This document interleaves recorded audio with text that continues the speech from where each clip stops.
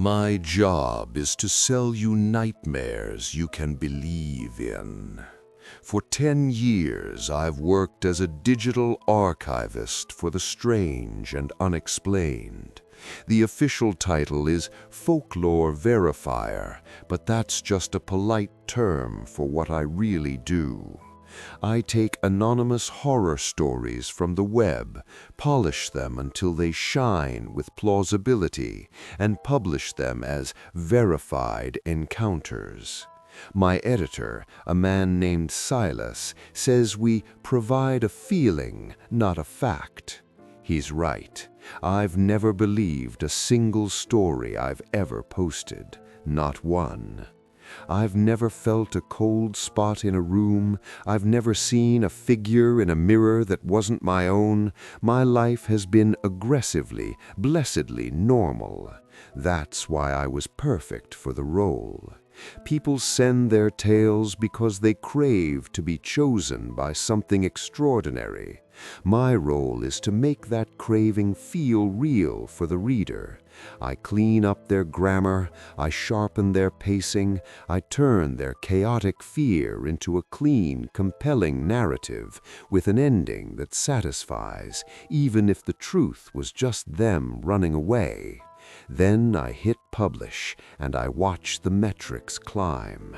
We weren't selling truth, we were selling the ghost of a possibility. Silas messages me when the numbers are good. "This one's electric," he'll say, or "Give me 5 more just like this."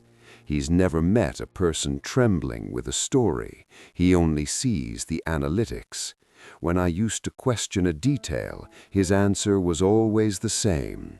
If people wanted journalism, they'd watch the news. So I stopped questioning. You tweak a sentence for impact. You relocate a shadow, turning a trick of the light into a lurking presence. You take a true account and dress it until the truth is unrecognizable. I became an expert at it. Then, to sell the bigger stories, I started doing field recordings. It's not what you picture, no night vision cameras or spirit boxes. It's mostly empty parking lots and derelict buildings that smell of damp and decay. I'd go, film some moody B-roll, stage a reaction shot, and edit in a sound to make viewers lean in. Nothing ever happened, and that was the point. I was manufacturing evidence for a feeling. The routine was sterile, profitable, empty. Last Thursday, an email broke that routine. It arrived in our public submission portal. No name, no attached file, just a single line of text and a set of coordinates. The message read, "The historical lodge on Black River holds a model village. It is not a model, it is awake." The word awake sat there, pulsing. I could already see the video, the slow pans, the ominous music. I mapped the coordinates, a remote stretch of West Virginia wilderness, a place called Hemlock Gorge.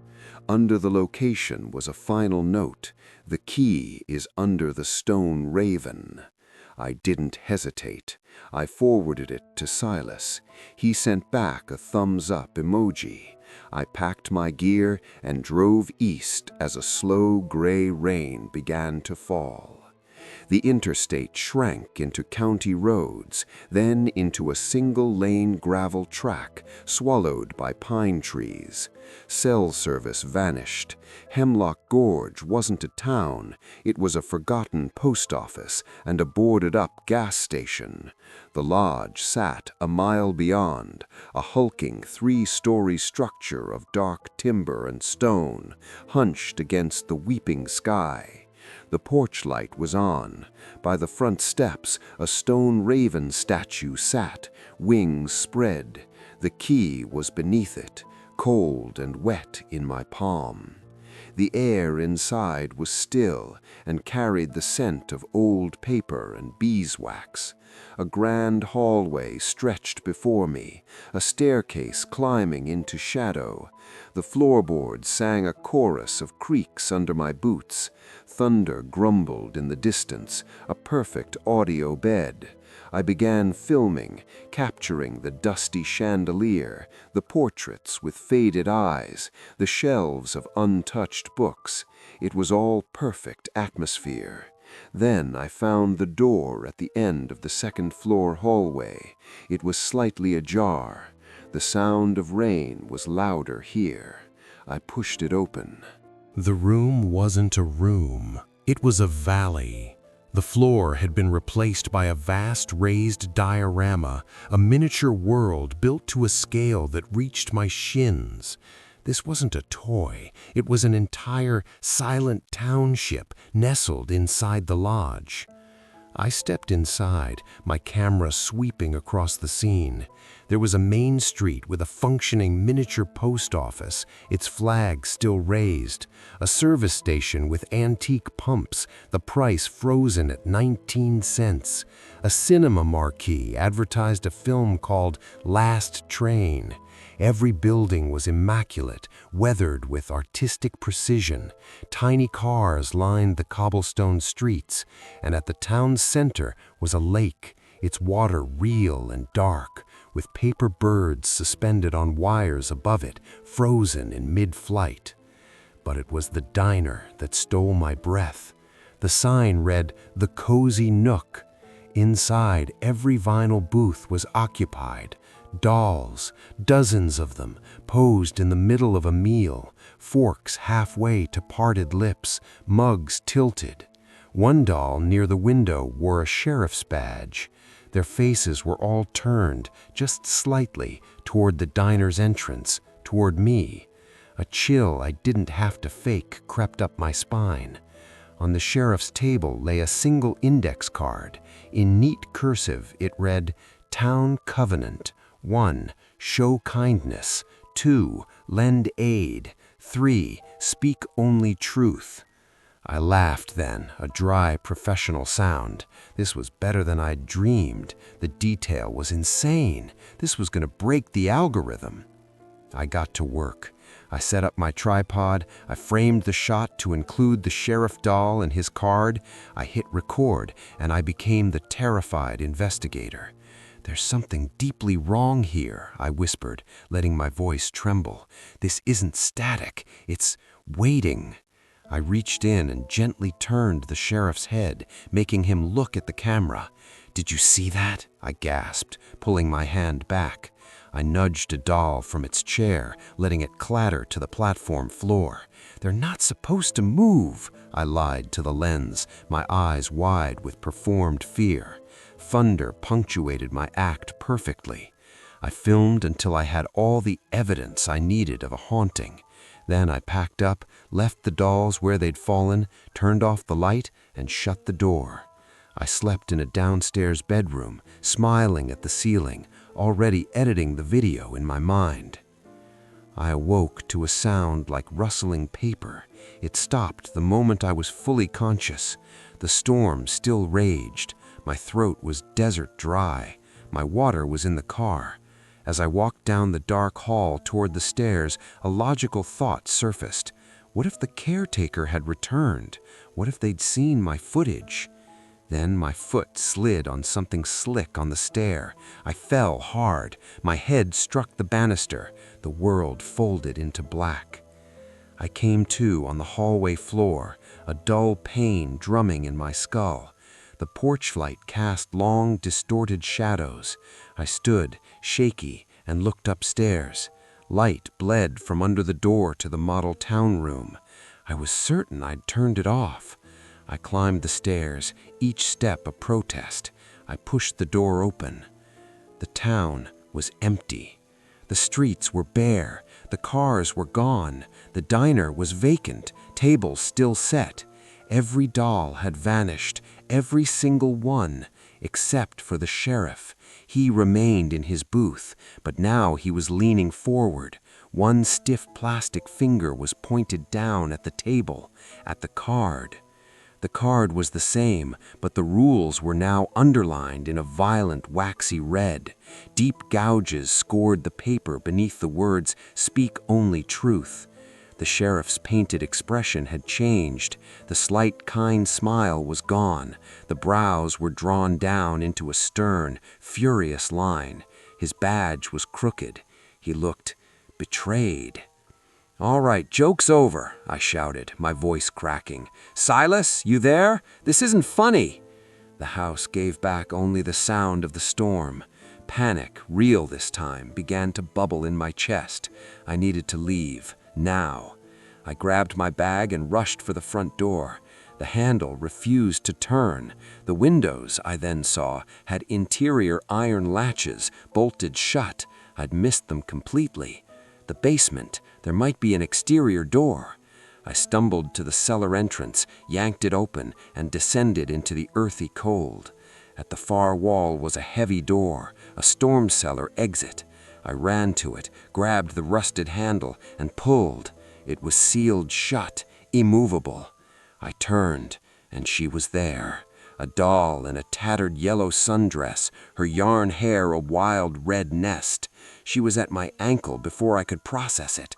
Her mouth, a stitched line, opened, too wide, lined with tiny sharp pins. She bit down. White-hot pain lanced through my leg. I screamed and kicked, sending her skittering across the dirt floor. I fled back up the stairs, my sock blossoming red. I slammed the cellar door. Back in the main hall, I threw my weight against the front door. It didn't budge. A new sound arose, a gentle, relentless scraping. From the stairs, from the shadows, from the very walls they emerged. The dolls, holding butter knives, sewing needles, forks. They moved with a terrible, silent purpose, forming a wide circle around me in the hallway. Their heads were all tilted up, their glass eyes fixed on mine. They parted. He walked down the staircase. The sheriff. He seemed taller now. His plastic hand held a long, gleaming darning needle like a rapier. The crooked badge on his chest caught the light. Sheriff. He stopped before me, reached into his tiny vest, and produced the index card. He held it up, then tapped the third rule with the point of his needle. Speak only truth. My mind spun. Fire. I fumbled my lighter from my pocket, flicked it alight and held it toward the velvet drapes. "I'll burn it all down," I yelled, the flame trembling. The circle of dolls tightened instantly. The air seemed to grow colder. The sheriff's furious expression didn't change. He took a step closer, needle rising, and I understood. This wasn't a negotiation. Threatening their home wasn't leverage. It was another lie, another violation of the covenant. The 3 rules echoed in my pounding head. Show kindness, lend aid, speak only truth. I had broken every one. I came as a thief. I mocked them. I lied for profit. I dropped the lighter. It clattered on the wood. Then I dropped to my knees, bringing myself to their level. The pain in my leg was searing. "I'm sorry," I whispered. The scraping stopped. "I'm so sorry. I wasn't kind. I didn't help. I came here to lie." I was crying now, the tears real and hot. "I used you. I treated your home as a prop. I am sorry." I bowed my head, waiting for the needle's point. The silence stretched. Then a soft, definitive click from the front door lock. I looked up. The sheriff was staring past me, at the door.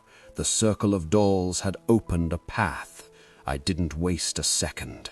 I scrambled up, wrenched the door open, and stumbled out into the torrential rain. I didn't look back until I was in my car, engines screaming.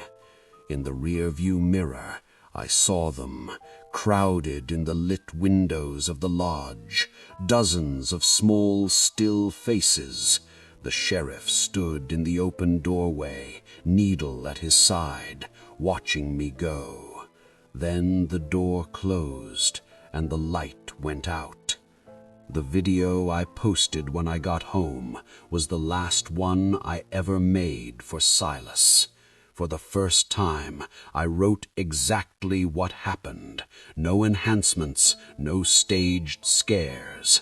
I confessed my disbelief, my disrespect, my lies. I published the truth. It became our most viewed story ever. Silas called ecstatic, talking about a raise, about a new lead in a ghost town. I hung up. I quit. I work in a library now. It doesn't pay much, but it's honest. I try to be kinder. I stop to help, and I never, ever lie. I know what waits for me if I do. If you value stories that tread the line between fear and truth, let this channel know by hitting the like button. It helps more than you know. For Winds of Thought, I'm signing off. Stay curious, but stay honest.